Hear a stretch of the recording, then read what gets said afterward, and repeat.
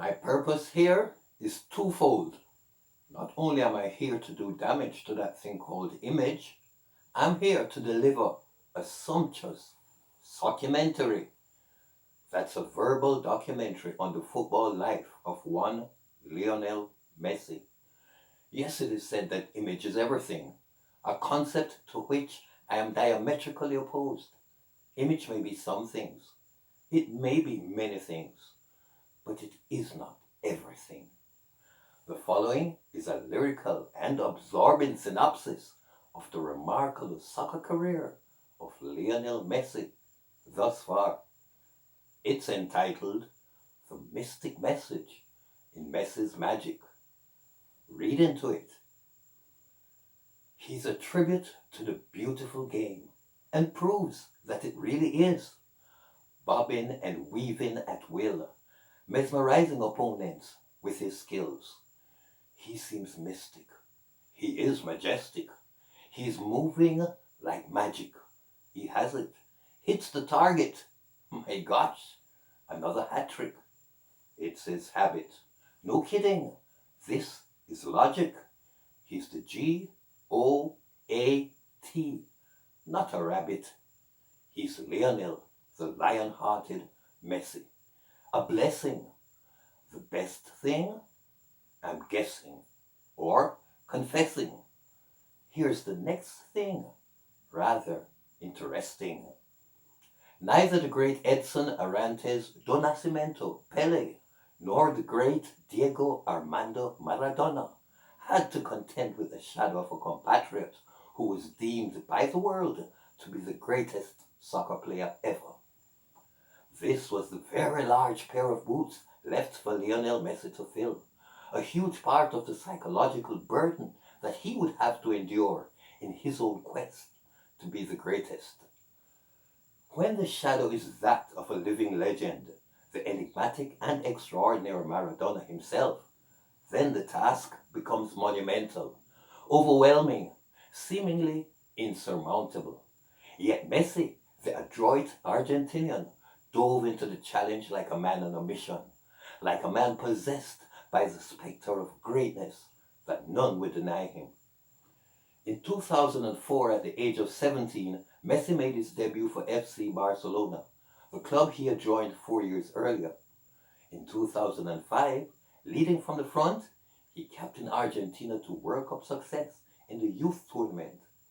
His 6 goals earned him the Golden Boot to complement his MVP award. In 2006, although playing more often than not as a substitute, Messi tasted Champions League success when Barcelona defeated Arsenal in the final. This was the very same year the young Argentinian would be given his first opportunity to perform on the Senior World Cup stage.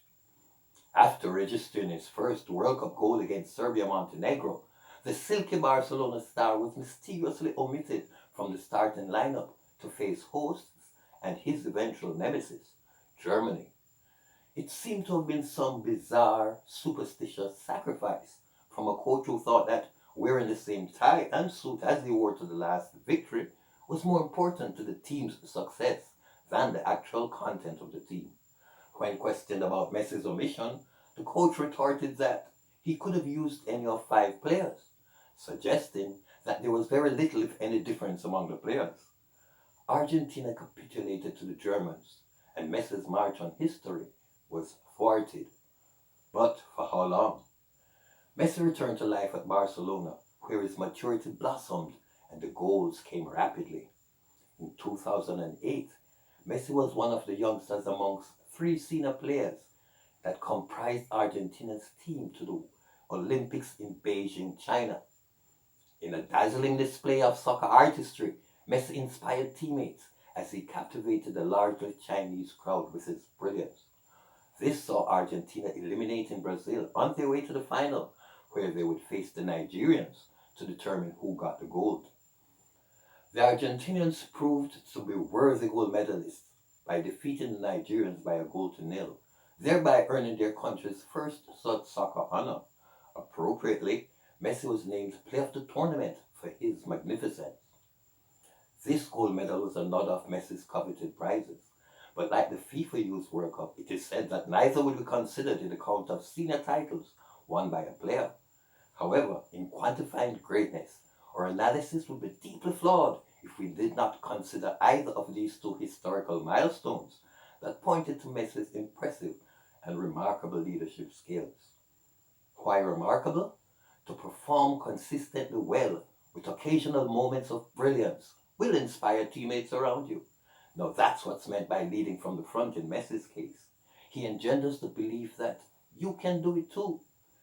2009, the year when the writing on the wall became most apparent.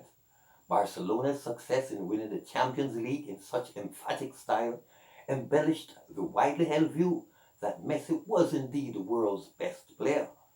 Of course, there'll be detractors, supporters of other players and teams with their profound sentimental attachment would disagree. Any player perceived as a threat to the reign of their favorite player or team would not be readily rated. So much for objectivity. Nevertheless, Messi went on to win his first Ballon d'Or, an accolade he thoroughly deserved. It was a season in which he showed his true grit. As this family man, soccer star, superstar went up to receive his honor, you could see the sparkle in his eyes. It was the sparkle that told you of his intent. He never quite said it like Bob Marley did, but those Messi eyes said, "You are good tired, facing me fierce." Having scored over 30 goals in Spain's La Liga, there was no doubt about his form or fitness heading into the 2010 World Cup to be staged by South Africa. Returning to the world's biggest stage, even though not captain, there was hardly a chance that this Barcelona man would be left on the bench this time around. The World Cup started wonderfully well for the Argentinians, where they advanced from their group with relative ease. There, Messi did everything except score. It seemed as if goalkeepers in the group had heard about the wonder player and had psyched themselves up to prevent him from scoring. The Nigerian goalkeeper was a prime example. He saved everything Messi threw at him. Interestingly, after the first 3 rounds of matches, it was unanimously agreed that Messi was the best player on show. But lack of a conspicuous, strategic, cohesive approach towards opponents that had sent them packing from the previous World Cup, combined with a collective German attempt to nullify the brain of the Argentinian team, resulted in a 4-0 drubbing of the Argentinians by the Germans in that second round. That situation was exacerbated by the role given to Messi. In paraphrasing Juan Sebastian Veron, who seemed upset at not being given the role promised to him by his coach, he said that Messi was required to be in a position to receive the ball from central defenders before sharing it with fellow midfielders in the build-up towards the opponent's goal. Messi, he said, was told to follow the play until he, like other forwards, was in a scoring position. Wow! This meant that Messi's hopes of a World Cup had evaporated. After that World Cup disappointment was shrugged off, Messi returned to life at Barcelona, to the Camp Nou, where he continued to do what he did. Yes, that's where he returned, to the Camp Nou, where he did what he normally does, rack up the goals. 2012, that was the year when Messi would turn the pages of the history and record books in significant ways. This was the year he scored the most goals ever scored by a player in a calendar year. His 91 goals saw him eclipsing Germany's Gerd Muller's 4-decade-old record of 85 goals scored in 1972. 2012 was the very same year that Messi ended Spain's La Liga season with a record 50 goals. Another Ballon d'Or followed, as it became evident that with or without a major title, Messi was the world's top man. Amidst talk of greatness, World Cup success, and best player, Messi continued with his passion, playing football at the very highest standards. There were occasions when the soccer star had to contend with questions about his iconic compatriot, Maradona. On each occasion when questioned, Messi was always clear in stating that he did not consider himself to be as great or greater than his predecessor. But of course, that was Messi's opinion, certainly not mine. But before you knew it, that World Cup fever was again prevalent in the air. The 2014 tournament to be hosted by Brazil. Intent on making amends for his early 2010 World Cup exit, the Argentinian captain worked assiduously in playing his heart out to ensure his team's passage right through to the final. In the words of some experts, only one match stood between Messi and greatness.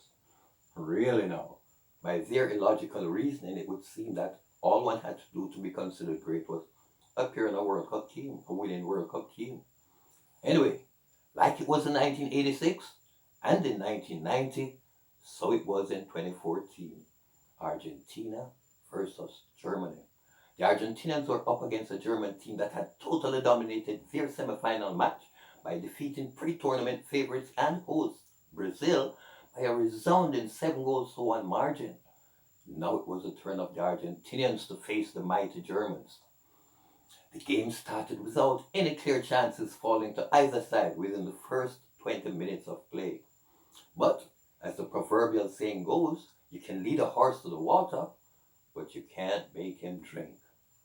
Argentina's 2010 World Cup striker failed to drink when provided with the water, the easiest chance of the match. Had that chance been taken, then Messi would have been celebrated as being great from way back in 2014.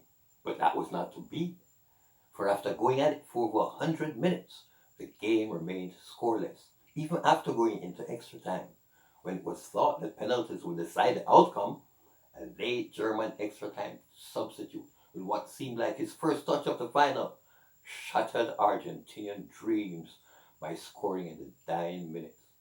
For the Argentinians, this was not the case of a bridge being too far. This was a case of so near, but yet so far. They had fallen at the final hurdle while the Germans celebrated their victory. Without blaming Messi's teammates, the absence of Angel Di Maria could not have helped the Argentinian cause. Messi's Golden Ball award came as little consolation to the expectant Argentinian. But would there be another World Cup for Messi? Back to his beloved family life in the salubrious Catalan country, Messi would answer that World Cup question in the affirmative as he resumed the monotony of World Cup qualifiers that would precede the 2018 tournament. With one match to go, Argentina were precariously placed, as a loss would have seen them out of contention for even that fifth playoff spot. Away to Ecuador would prove a daunting task, and so it did. But Messi was undaunted. A stunning hat-trick by the Barcelona marksman gave Argentina a sensational win over their rivals and sealed their place in Russia. Convinced that Messi would have a stronger supporting cast than he did at the previous World Cup, despite reaching the final, I had great expectations that the Argentinians would lift the cup this time around. But memories of talented Dutch teams of the past that bit the dust because of non-existent team unity offered an ominous warning.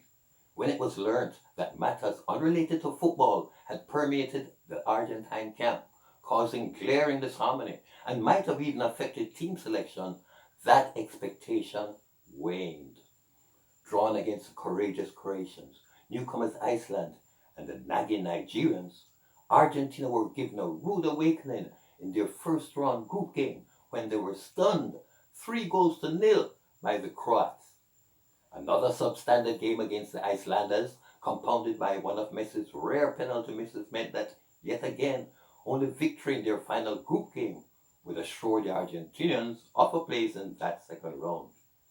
The game against Iceland yielded only a point, and it was the only one they had as they lined up against the Nigerians. In the first half, a long ball was floated over the Nigerian defense for Messi to run onto. In what appeared to be one move, the ball was neatly taken on the left side, placed with the left foot into the path of the right that struck it past the astonished Nigerian goalkeeper for one of the gems of the 2018 tournament. This was Messi at his magnificent best. However, that success was short-lived, For despite firing in 3 goals into the net of eventual World Cup champions France, Argentina went down to a thrilling 4-3 defeat. Once again, the chance to continue writing their own World Cup history was lost. Still, the Argentinian stoic never relented in his pursuit of being Messi, a footballer like no other. Experts, armchair strategists, and analysts, with their varying interpretations and definitions of greatness, have created a verbal conundrum. They have led us into a semantic maze where you can be the best but not be considered great, or where you're seen as great though you're not necessarily the best. The ones who insist that a player should never be considered great unless he has won a World Cup have tried to reduce players like Johan Cruyff, Eusebio, Alfredo Di Stefano, Theophile Cubillas, George Best, Jules Fontaine to the rubble of the ordinary. They have tried, without success, to make a mockery of institutions like Ballon d'Or, whose competent coaches, players, and journalists are more than capable of rationalizing who is Europe's and consequently the world's top player. No disrespect to other confederations, but my perception of greatness would have come from what I have observed of a player, and not by the amount of titles that his team has won. Certainly, the way a player controls, dribbles, passes, and shoots the ball go a far way in defining how good or great that player is. Yet, no one runs with the ball quite like Messi does. Sure, that art form is called dribbling, speed mixed with grace and nonchalance. That's the picture you see as Messi worms his way into penalty areas. His impeccable ball control still befuddles me. His numerous goals point to his amazing accuracy and eye for goal. Messi's precision passing puts him in a class of his own, as has become evident with his phenomenal number of assists. Irrespective of how many goals he scores, that penchant for assist, it's the epitome of the selfless nature of that humble soul. That split-second ability to decipher which teammate is in the best scoring position, then deliver that telling pass. Another conspicuous hallmark of his greatness, another defining aspect of his game. Though I am yet to ascertain his total amount of assists, I suspect it's considerably higher than what the average player delivers. Maybe someone will furnish or assist me with that vital statistic by the time I'm ready to write my comprehensive Messi story. The proximity of Messi's total amount of goals to his total number of assists may prove to be a staggering statistic when compared to that of other great and formidable players. Analytical minds would have by now theorized that these Messi attributes, in conjunction with the time he has given to the beautiful game and still continues to give, have catapulted him to the zenith of the pantheon of soccer greats, while others have opted for early retirement to enjoy the fruits of their labor. This assiduous worker continues to turn up for work, even when it's raining. That's even when there's an abundance of emerging young talent.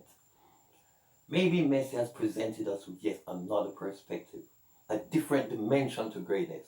To have played for as long as he has without winning a major title and still remain enthusiastic, focused, and competitive brings to the fore an element of mental fortitude so few, like myself, associate with Lionel Messi. Forget about his immense love for the game. Forget about how much he enjoys playing. How many would have persisted? That unparalleled devotion to the game despite not winning a major trophy is worthy of serious consideration, especially when one tries to quantify the immeasurable contribution that he has made to this, the most popular of global sports. Truth be told, Messi's stoical, unassuming, poker-faced demeanor belies the intensity, the commitment, the passion he brings to the game. Well, whether he was good, great, or gregarious, Messi concluded his final season at FC Barcelona 2021 by winning his 8th Golden Boot award in Spain's La Liga, more than any other player in the league's history. Barcelona's only success came in the Copa del Rey, after finishing third in the league. With the advent of the novel coronavirus, matches were tightly scheduled and played behind closed doors. Amidst all of this, came the astonishing news that Messi would be leaving the Catalan club for France. This was confirmed by a tearful and very emotional press conference given by the normally stoical Argentine star. Then came the Copa America, symbol of South American soccer supremacy. The controversial Corona Copa, first slated to be hosted by Colombia, who declined the offer due to serious domestic issues that had arisen in that country. It was then offered to Argentina, who also declined due to its high corona rate. Despite protests in Brazil that had an even higher rate of infection than Argentina, their president, through the Supreme Court, won the right to host the games, and so they did. In a tournament that at some stage seemed to be running concurrently with the World Cup qualifiers, Argentina drew with their recent Copa nemesis Chile after Messi had given them a lead. In another game, they ran out convincing 3-0 winners over Ecuador, where Messi sealed the deal with one of his customary free kicks. Then came the semi-final against Colombia. Before that game, the Colombians made it clear that Messi would be tightly marked, and so it proved. The game was a bruising affair that yet again saw Argentina relinquishing a 1-0 lead, only for the game to end in a draw. Penalties would prove to be the deciding factor. Bloodied, battered, and bruised, the Argentinian captain set the trend his teammates would follow by slotting home the first of Argentina's winning penalties. Once again, Argentina found themselves in the final of the Copa America, but this time their opponents, neighbors, and fierce rivals, Brazil. The game started with both teams gunning for that early goal. It immediately became apparent who was the perceived danger on either side, as both Neymar and Messi attracted 2 or 3 markers each time the ball came in their vicinity. The game did not take a distinct shape until the missing link of that 2014 World Cup final, Angel Di Maria, capitalizing on some shoddy Brazilian defending, lobbed the ball over the Brazilian goalkeeper and into the goal to send Argentinians in the Maracanã into a frenzy. The shape the game then took, a more distinct and determined Brazilian attack, with Neymar trying to pull the strings that would initiate an equalizer. But Otamendi and company had other ideas, as they consistently repelled their desperate neighbors. Basking in their 1-0 lead, Argentina fought back with a handful of counterattacks, but could not increase their lead. On one occasion, Messi came forward with a good run, but seemingly weary legs prevented him from converting what would have been an audacious goal. Yet, this was not a 1-0 lead the Albiceleste would relinquish. The sound of that final whistle sent reverberations right across the borders into Buenos Aires and surrounding areas. The trophy they had not won for 28 years, which takes us back to the last millennium, 1993 to be exact, was now secured. At long last, Messi had won his first major title. One of his elusive dreams had now become a groundbreaking reality, creating the irony of ironies. For when Messi was at his best and playing the most aesthetic football, winning MVPs, Golden Boot, Golden Ball Awards, and scoring extraordinary goals, he was not considered the best because he did not win a major title. But now, approaching his mid-30s and playing below his best, could be argued, Messi still manages to marshal his troops to victory by scoring 4 of his team's goals to win the Golden Boot and, more important, that coveted Copa crown. And where does this occur? In the famous Maracanã, where Brazil has only lost twice in the last 70 years. So what does that make Messi? To now declare Lionel Messi as the best or the greatest because he has won a major title is a travesty. The only thing proved by Argentina's Copa success, as far as some are concerned, is that like FC Barcelona, Messi will play his heart out for the Albiceleste. Whether he wins the Silver Cup, the Gold Cup, the World Cup, or the Super Cup, Lionel Messi has consistently been the world's best player for almost a decade and a half. His record amount of Ballon d'Ors, MVP, Golden Boot, Golden Ball Awards is a testimony of his irrefutable supremacy. My limited knowledge tells me no other player has won such that amount of individual accolades. No other player has won that amount of accolades. You count it. Maybe there's one such in the women's game. A glaring truth that says if there's one player that's worthy of being called the world's best, that player is Lionel Messi. Some have refuted my claim that Messi ranks among the greatest of all times by alluding to players who are said to be more skillful, yet that skill has never been translated into an abundance of goals as in Messi's case. That skill doesn't see them dribbling as efficiently as Messi. It doesn't permit them to execute the same geometrical passes to teammates 50 meters and beyond. So it stands to reason that the skill they talk about has an element of showboating about it. Sure, it's the stuff the crowd enjoys, getting the ball between the player's legs. That nutmeg, then over his head if he runs in wildly. Lionel Messi has the requisite skills to do all of the above, and will do so if necessary. But showboating was never a part of his forte. Going for the jugular is. Now that, to my mind, is what distinguishes Lionel Messi from many even sublimely skillful players. The killer instinct. How many players have it? That built-in GPS system, goal, perception, sensor, that ensures that one does only the bare essentials before he's off and running to goal. Some seem unable to recognize that there's a skill employed in taking one touch off the ball, when others in a similar situation would have taken 2 or 3 touches. I have seen Messi control the ball in such a way that you would hardly call that controlling the ball, yet he had full control over it.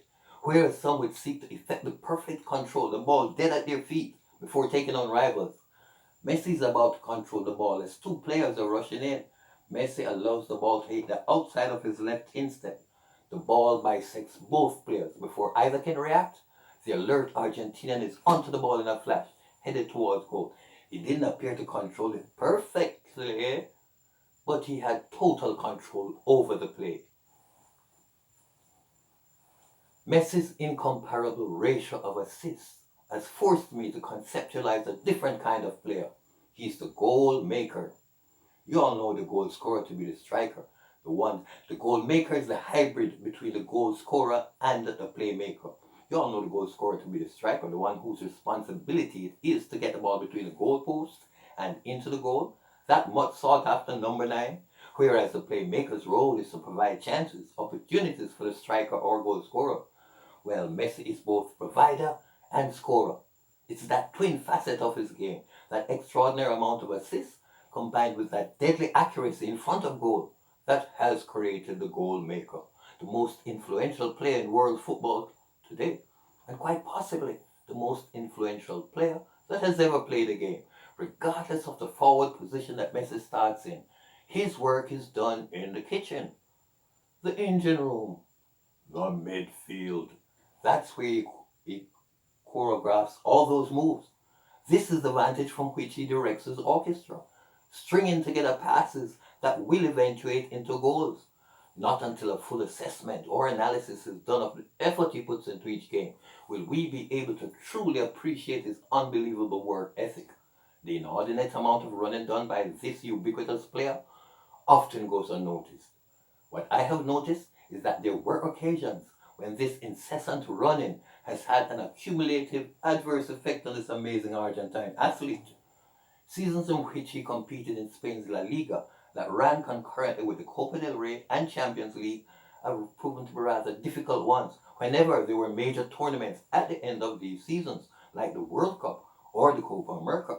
It's my observation that particularly in the latter rounds of these tournaments, there is fatigue that is not easily discerned.